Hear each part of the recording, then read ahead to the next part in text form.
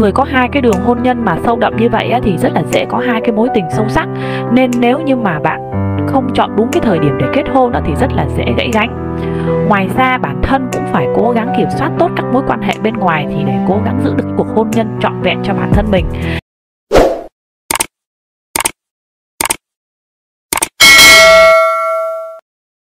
Chào mừng các bạn đã quay trở lại với kênh Vận Mệnh Trong Tay, kênh chuyên luận chỉ tay chuyên sâu cho các bạn.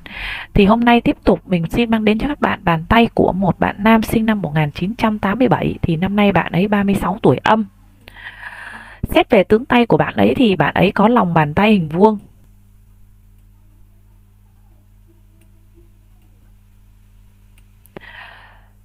Chủ về sự lạc quan, thích hoạt động, không chịu ngồi yên hay ra khỏi nhà, thích hành động theo bản năng và làm theo những gì bản thân mình cho là đúng.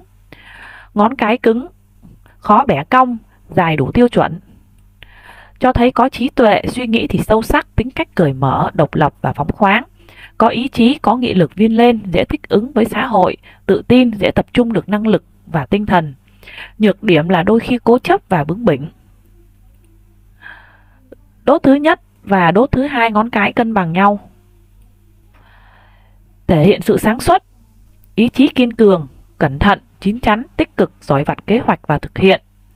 Ngón giữa nghiêng về ngón trỏ, thể hiện định mệnh đi theo khát vọng.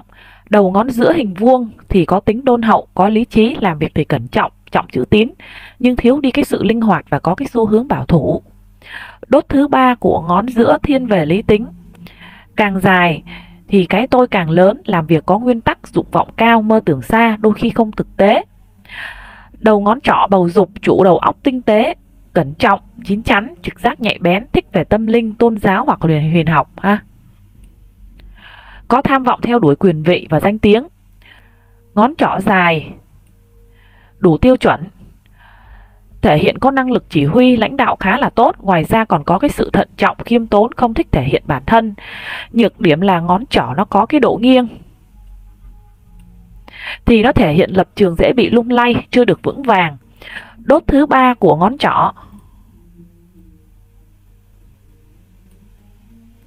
dài, chủ trọng danh dự, có tham vọng. Ngón áp út đủ độ dài tiêu chuẩn. Đầu vuông, chủ có đầu óc kinh tế, coi trọng danh dự, quan hệ xã độ tốt, giỏi xã giao, có khiếu về nghệ thuật, óc thẩm mỹ tốt. Ngón áp út dài hơn ngón trỏ thì chủ có lối sống dĩ hòa vi quý, thích ứng cao với mọi hoàn cảnh sống, dám làm, dám thử thách, ham làm để có công danh, có sự nghiệp, có thể quên ăn quên ngủ vì công việc. Đầu ngón út nhọn, chủ tinh tế, phản ứng nhanh, giỏi biệt luận. Ngón út ngắn hơn đốt thứ nhất của ngón áp út. Chủ sống chan hòa, tốt bụng, khá nhút nhát, ít nói, thường ít bộc lộ tính cách ra bên ngoài, dễ khép mình, tỏ ra khó gần nhưng thực ra nội tâm dữ dội. Hiếm khi tham gia các hoạt động bên ngoài tập thể nên đối với người mới quen thì họ nghĩ bạn khá là dè dặt và khó gần. Chính cái sự rụt rè e ngại thì sẽ khiến bạn mất đi nhiều cái cơ hội của cuộc đời. Bạn đặt kỳ vọng rất cao vào những người mà bạn tin tưởng, nhưng khi không được đáp ứng thì bạn không giấu nổi cái sự thất vọng. Bạn biết cách quan tâm, chăm sóc người khác, trung thực nhưng đôi khi bướng bỉnh, nhiều lúc cực kỳ cứng đầu, không phân biệt đúng sai. Trong tình yêu thì nồng nàn, sôi nổi, sẵn lòng làm mọi việc vì người mình thương.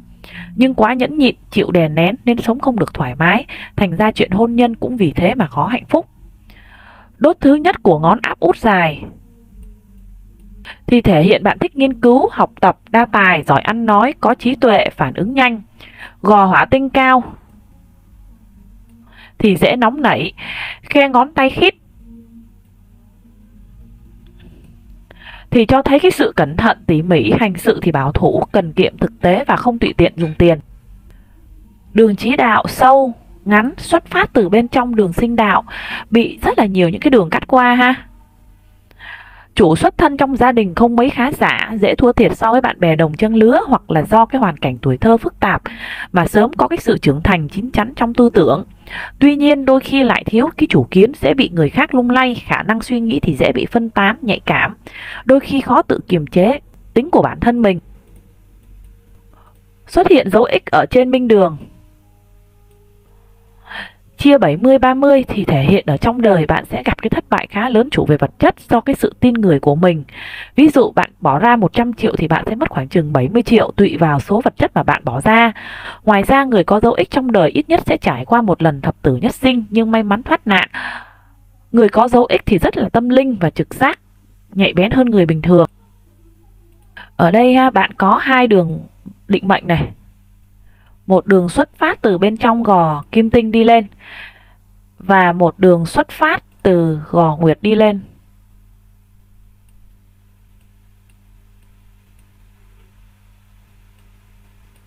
Đường định mệnh màu xanh này nè, xuất phát từ cái gò nguyệt hay là còn gọi là gò thái âm đi lên á, thì nó sẽ thể hiện rằng bạn dễ xa nhà lập nghiệp và sẽ có quý nhân trợ giúp trong công việc. Cái công việc này của bạn bắt đầu từ khá sớm và bạn sẽ làm đến tầm khoảng chừng 26-27 tuổi là ngay khoảng này ha. Thì sẽ có cái sự thay đổi ở trong công việc. Sau đó là bạn sẽ lại làm tiếp đến 30 thì sẽ lại có cái sự thay đổi lần nữa ha. Thế là sẽ có khoảng chừng hai cái mốc thay đổi ở trong cái khoảng này. Đó, từ 26, 27 và 30. Một đường định mệnh màu đỏ này xuất phát từ ở trong cái gò kim tinh đi lên thì sẽ thể hiện rằng anh có một công việc liên quan đến gia đình hoặc được gia đình trợ giúp và anh sẽ làm khoảng đến tầm 30 tuổi. Từ 30 tuổi trở đi thì hai đường này nó sẽ nhập lại làm một thì nó sẽ trở thành một cái công việc chính của anh và anh sẽ làm đến ngoài 40 tuổi.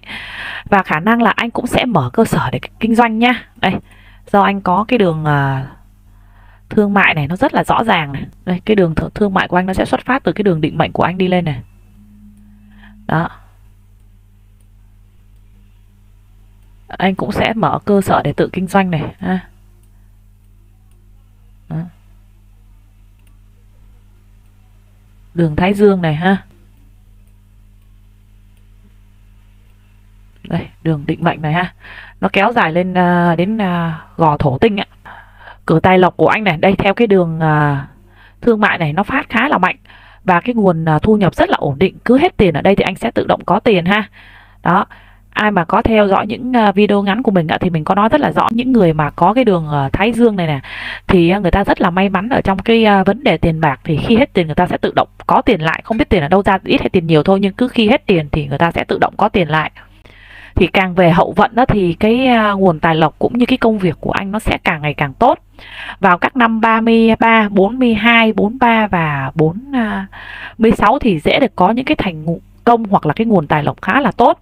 Tuy nhiên thì cũng phải chú ý vào các năm 28, 30, 33, 35, 36, 38, 40, 45, 47 và 53 thì rất dễ là xảy ra những cái vấn đề là thất thoát ở trong cuộc sống nha, thất thoát về vấn đề tiền bạc đó. Đó. Đây là những cái thành công của anh ấy này ha. Vào các năm thì mình có nói như lúc nãy rồi. Ha. Còn đây là những cái vấn đề về thất thoát tiền này ha. Đi kèm với thành công thì nó sẽ có cái sự thất thoát về tiền bạc.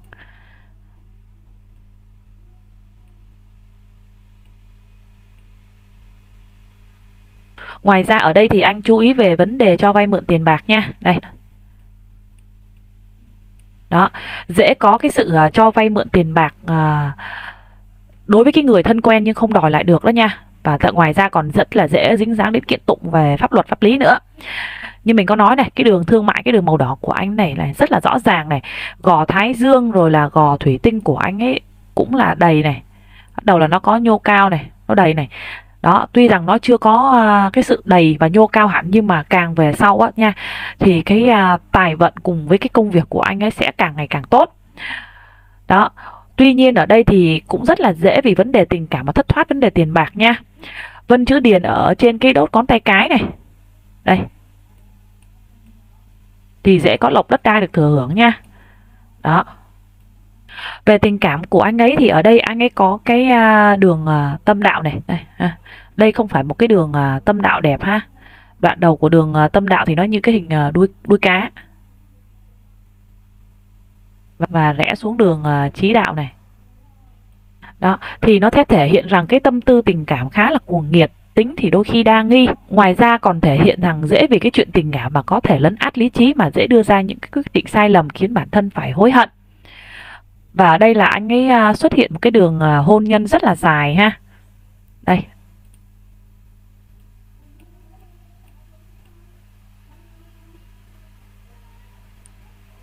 Nó có hiện tượng rẽ nhánh nó đâm xuống đường chí đạo và cái đường sinh đạo luôn này. Đó, xem tấm hình này thì sẽ thấy rõ hơn là cái đường hôn nhân của anh. Thì ở đây anh có hai cái đường hôn nhân, một cái đường hôn nhân dưới 23 tuổi là cái đường này nhá. Đây. Cái đường hôn nhân này ban đầu nó rẽ nhánh, sau nó mới đi thẳng thì nó sẽ thể hiện rằng cái cuộc tình này thì ban đầu nó sẽ có cái sự khó khăn, thậm chí có cái sự ngăn cản, nhưng mà sau đó thì cũng cố gắng để được chấp nhận.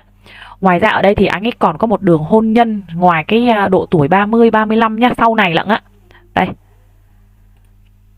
Đường hôn nhân này thì đoạn đầu ban đầu thẳng, sau đó là lại đóng hình thoi, thì chủ rể có cái sự chia ly, xa cách ở một khoảng thời gian nào đó ở trong cái giai đoạn này nha. Rồi sau đó nó lại đi thẳng, thì nó sẽ thể hiện rằng sau khoảng thời gian xa cách thì hai người này lại thì cái cuộc tình này là nó trọn vẹn ha. Người có hai cái đường hôn nhân mà sâu đậm như vậy thì rất là dễ có hai cái mối tình sâu sắc. Nên nếu như mà bạn không chọn đúng cái thời điểm để kết hôn thì rất là dễ gãy gánh. Ngoài ra bản thân cũng phải cố gắng kiểm soát tốt các mối quan hệ bên ngoài, thì để cố gắng giữ được cái cuộc hôn nhân trọn vẹn cho bản thân mình. Nên ở đây nếu như mà bạn kết hôn ở cái độ tuổi mà 23 tuổi đây này, cái đường màu xanh này mà nó đã rẽ nhánh ở ngay đoạn đầu thì như mình có nói lúc nãy thì giai đoạn đầu thì dễ có cái sự ngăn cản, chia cách hoặc là sống chung với nhau rồi thì mới kết hôn. Nếu mà kết hôn ở cái giai đoạn đầu tiên này rồi mà đến cái độ tuổi thích hợp và bạn gặp được cái nhân duyên thứ hai của mình này, nếu bạn không cố gắng kiềm chế được cái cảm xúc thì bạn rất là dễ phát sinh cái mối quan hệ ngoài luồng. Đó. Còn nếu như bạn không kết hôn ở giai đoạn thứ nhất mà bạn kết hôn ở giai đoạn thứ hai ngoài 30 tuổi thì ban đầu thì hai bạn sẽ xa nhau. Có thể là bạn làm ăn xa chẳng hạn, không có ở gần về cái đối phương. Đó, nhưng mà sau này sau một khoảng thời gian xa nhau thì hai bạn cũng sẽ là lại ở gần với nhau nha, chia ly một khoảng thời gian rồi sẽ lại ở gần với nhau ấy. Đó. Thì như mình có nói vậy thì cái tướng Tây này rất dễ có mối quan hệ bên ngoài, nên bạn phải cố gắng kiểm soát được bản thân. Còn nếu mà chọn đúng cái thời điểm kết hôn thì nó quá là tốt rồi nhé. Về sức khỏe cũng như cái gia đạo thì ở đây bạn có cái đường sinh đạo nó khá là rõ nét nhé. Đó, sâu nữa thì thể hiện cái sức khỏe cũng như cái thể chất khá là tốt. Tuy nhiên ở trên tay lại xuất hiện rất là nhiều những cái dấu hiệu bệnh tiềm ẩn. Thì thứ nhất là nó có liên quan đến vấn đề về hô hấp này, đại tràng, thận,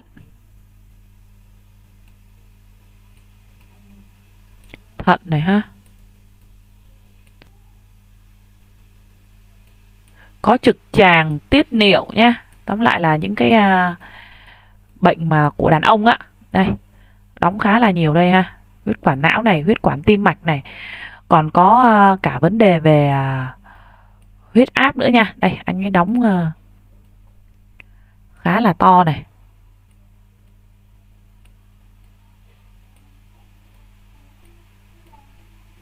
Chú ý về các vấn đề liên quan đến bệnh của đàn ông nha. Ngoài ra thì sẽ còn có mỡ máu này, đốt sống lưng, đốt sống cổ và dễ có bệnh về mắt nữa nha. Này, có bệnh về mắt này, đốt sống lưng, đốt sống cổ này. Những cái nạn, trở ngại và khó khăn mà bạn sẽ phải trải qua là vào các năm tầm khoảng chừng 4 đến 5 tuổi này đây ha. Có cái nạn nó khá là nặng, ảnh hưởng đến thân thể này. 13 tuổi nặng này, 15, 16 này, giai đoạn đầu dễ có cái sự ngăn cản về vấn đề tình cảm lắm này. 20, 21 nặng, 25, 30 cũng nặng nha. 42, 47. Đây cái khu này này. Đó, 49,